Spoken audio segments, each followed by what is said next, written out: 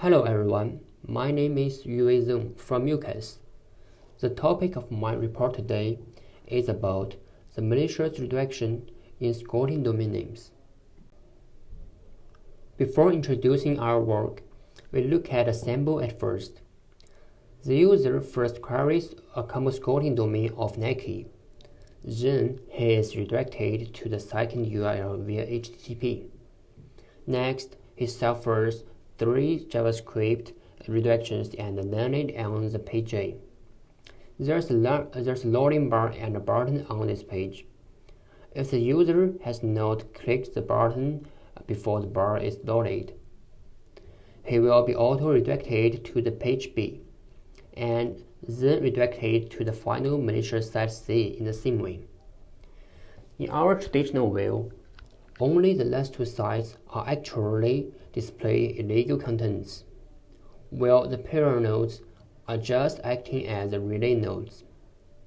So, except to the last 2 sites, this sample has 2 main parts: the start scoring domains and the relay nodes. So, what is domain scoring? Domain scoring refers to the malicious registration of domains that are similar with the well-known brands. There are many scoring types, such as tempo scoring and combo scoring. Another part is the URL redirection, which has 3 types, namely the HTTP-based, JavaScript-based, and the HTML-based. This slide shows the basic model of malicious redirection. In the traditional delivery mode, the client faces the compromised site directly. Just like the left peak, the attacker shows the illegal content on the site W, and the client faces its contents directly. But this mode also makes the compromised site to be taken down very easily. So, the attacker adds several barriers before the compromised site to enhance its safety. Just like the right peak, the attacker adds 2 nodes before the site to verify the identity of the client, such as its geolocation or its IP address. So, why the attacker leverages both domain scoring and redirection? By leveraging redirection, the attacker could verify the identity of the coming traffic and assign the user with different destinations. This relay nodes indeed improves the concealment of the final site, but they also lower its accessibility. So the attacker employs scoring domains as his traffic entrance.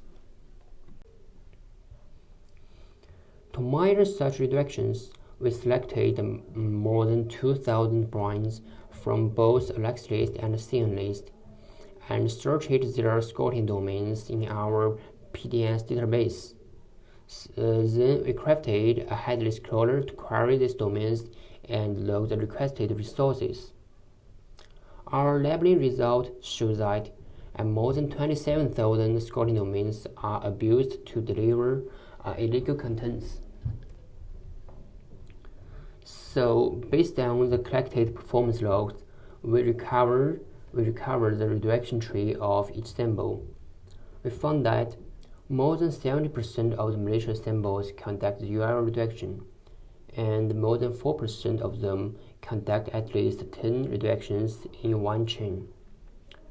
Besides, there are several malicious samples perform an astonishing 26 times of redirection and finally landed on the same illegal fundraising site. This slide shows the redirection type of malicious samples.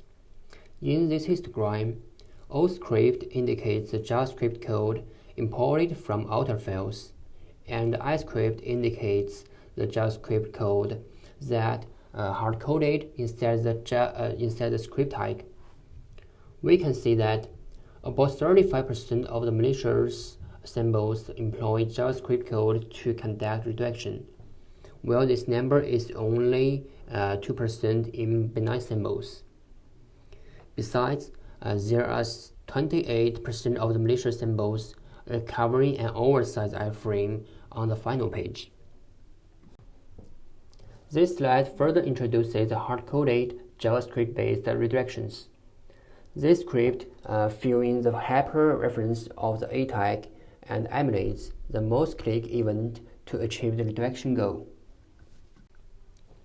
Now is the imported JavaScript-based redirection.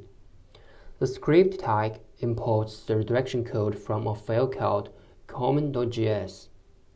There's only one line code in that file, and all its key fields have been hex encoded. Further, we measured the domains that acting as relay nodes in the malicious redirections, and we found that the sharing phenomenon is very common in our samples. For example, about 5% of the URLs were reused by more than half of the malicious samples, and about 10% of the second-level domains were reused by more than 60% of the samples. Besides, like the table showing at the bottom, the sharing also reflects in the internet infrastructures, such as the IP and the AS number of the web server. Now is the conclusion. We give the first insight into the malicious redirections that start with squatting domain names. Besides, we employ the performance log to rebuild the redirection path. It is much more convenient than the traffic-based recovery methods. Our investigation also reveals that attackers prefer to leverage the imported JS code and the iframes to perform redirections, and the resource sharing is very common in this activity. So that's all for my report. Thank you very much.